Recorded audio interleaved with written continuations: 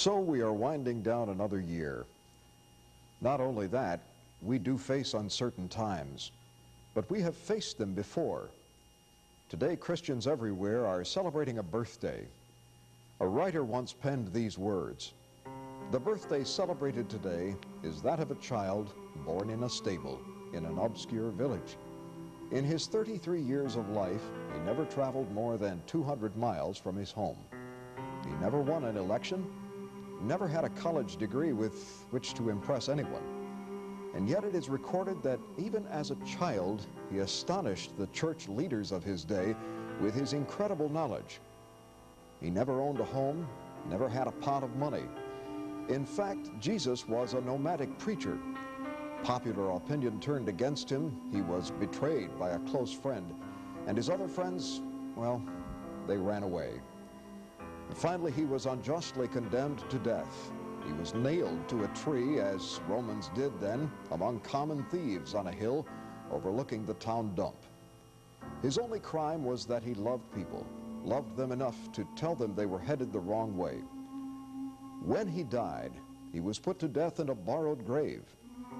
The writer goes on to say that 19 centuries have come and gone. Empires have risen and fallen. Mighty armies have marched, and powerful, evil rulers have shown their strength. And yet on this Christmas day, it is well to remember the simple message shows this: though his ministry only lasted 3.5 years, not a single man has affected mankind as much as he. The word Christmas contains the name of the one whose birthday is celebrated today. Not Xmas, Christmas. During the year, you see only a handful of us on the air. But in fact, of course, it takes many people to put on a television program. In a moment, you'll see a list of names. These are our friends, our colleagues here, without whom there would be no newscast at all.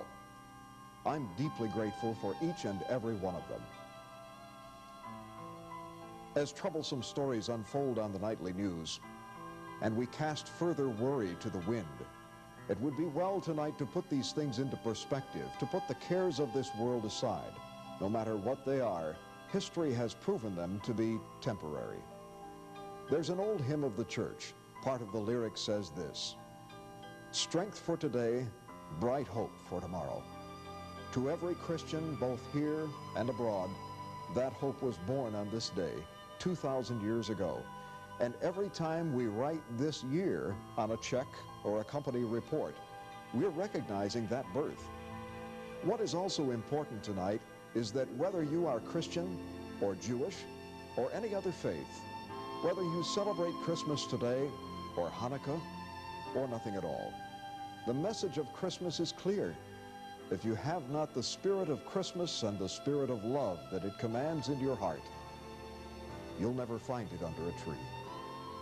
On behalf of the entire staff and our families here at WKTV, this is Bill Worden, wishing for your house a very Merry Christmas and a blessed, happy, and peaceful New Year.